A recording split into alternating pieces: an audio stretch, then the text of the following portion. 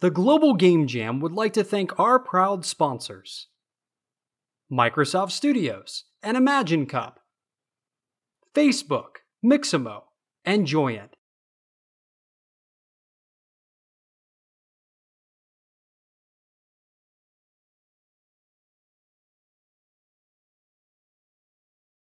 You're a college hire and you're kind of a newbie, but they completely are willing to treat you like an old hand. The way I kind of see it is I'm exactly where I want to be like 5 years into my career, which is kind of scary because I thought I would have had 5 years experience 5 years into my career, but it has been an absolutely amazing experience.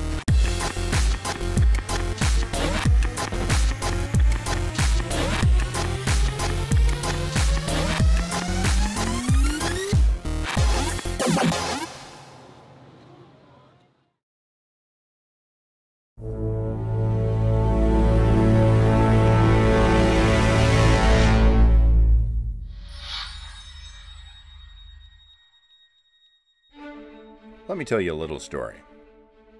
In June of 2008, on a tiny island in the middle of the Baltic called Gotland, two strangers shared a similar passion. As the time passed, their passion developed into an idea. It was an idea that could inspire innovation through experimentation, an idea that could connect game developers far and wide, and an idea that could inspire a movement. And so it began. Susan Gold returned to the United States to seek help from the most experienced and talented individuals she knew. Gorm Lai returned to Denmark, where he mobilized his already established Nordic Game Jam. Zoraida Buder and Alanka Dunnan joined to provide leadership and help manage the growing event. And Foad Kashmud established a technical base that could connect game developers from around the planet. Together, the first global game jam of 55 locations from around the world came into being.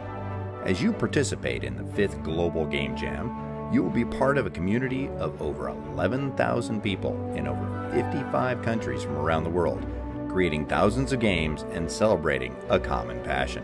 One that does not have any single gender, race, culture, or creed. It is a remarkable testament to the human spirit.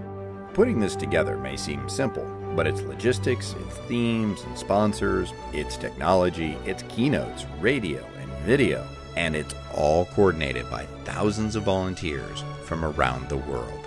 The Global Game Jam Executive Committee wants to thank everyone who has stepped forward to make sure this event happens, and welcome anyone interested in volunteering in the future. Thank you all so much for being a part of the 2013 Global Game Jam, and we wish everyone a most awesome jam. Now it's time to open up your minds to new ideas, explore innovative options, and alternative approaches, because you are now about to take part in the largest game creation event on Earth.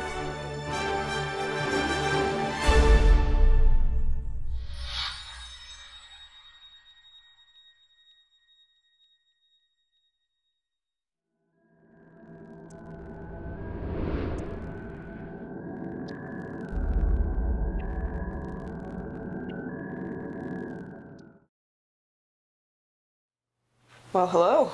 If you're watching this video, you've probably decided to be part of the 2013 Global Game Jam, so good on ya. My name is Aaron Robinson, and hopefully I can give you some encouragement before we get started. I'm not an expert on the subject by any means, but I have been making independent games for 8 years, which is a little bit like game jamming on endless mode.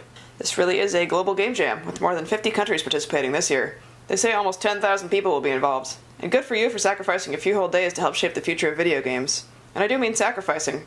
After all, it's the weekend. Surely there's some kind of sports thing on. Or maybe sports were never really your thing. But no matter where you come from, I think everybody has something to gain by participating in something like this. Maybe you work somewhere where you don't get to make a lot of decisions. Or maybe you work in AAA games where you dream up new ways for a guy who looks like this to meet his untimely end. And maybe it's like a cartoony game, or maybe it's like a serious type game, or maybe it's what they're calling irreverent, but maybe you've started to wonder if there's more to making video games than shooting fools in the face. Or maybe you don't work in video games at all, but everyone knows you have this dream of breaking into the industry one day. But no matter what your plan is, a game jam is pretty much a no-fail situation, if you think about it. Worst case scenario, you spent a weekend finding out that your idea doesn't work, and it's time to try something new. You've still learned something valuable, and it might save you a lot of time in the long run. Medium case scenario, you've leveled up your game-making skills for sure, and probably have a rad new prototype to play with. And the best case scenario is, I don't know, something good. So without further ado, here are a couple of things I think will make your game jam experience a better one. If possible, you should get together with your friends. No, not your Facebook friends. No, not your Twitter friends. No, not your LinkedIn friends. No, oh good heavens, no, not your Tumblr friends. No, not that person either. No, your real friends. You know, the people you neglect while you work on your game. If there isn't a Global Game Jam official location near you, see if you can find a space to set up shop together. Keep some snacks and drinks on hand, and make sure to include some healthy ones. Just make sure you plan ahead so you don't end up with 2 salads and no entree. It's a good idea to spend a few minutes at the beginning forming a plan. Even if you end up deviating a great deal from your original idea, a plan gives you a framework to build on. Just ask former US President and known planner Dwight D. Eisenhower. Don't just make a simpler version of a game that you like. Instead, try a small game that explores a dynamic that interests you. If you get stuck, you can always ask your friends or the internet for help, and if you spend more than half an hour trying to make an idea work, it might be time to simplify. Don't give up just because things don't work out the way you expect the first time. You might be onto something good. Speaking of art, remember that an awesome character design isn't worth as much as a crappy but finished sprite sheet. And if you think you're up for it, try something that no one's ever tried before. Pull ideas from anywhere. Foreign movies, favorite books, outsider art, old matchboxes, weird frogs, soup recipes, and childhood fears. Now's your chance. You can even mix and match from your favorite game genres. Maybe you'll stumble upon something awesome. Whether we like it or not, games are already changing the way we interact in ordinary, everyday situations. Like, say, a fancy dinner. Whether or not games make us more social or less social, you and I actually get a say in how that happens. And if you get absolutely nothing else out of your experience, I really hope that you have fun. I mean, if you look at this graph from the most recent Ludum Dare competition, pretty much everybody said they had fun. All the people in green and yellow answered yes or mostly yes. And, incidentally, if you need a graph to convince you to have fun, you'll probably fit right in.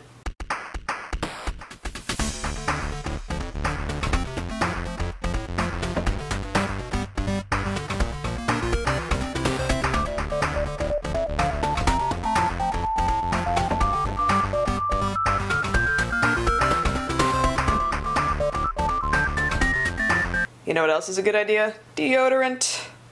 There's no joke here. Yeah, wear deodorant.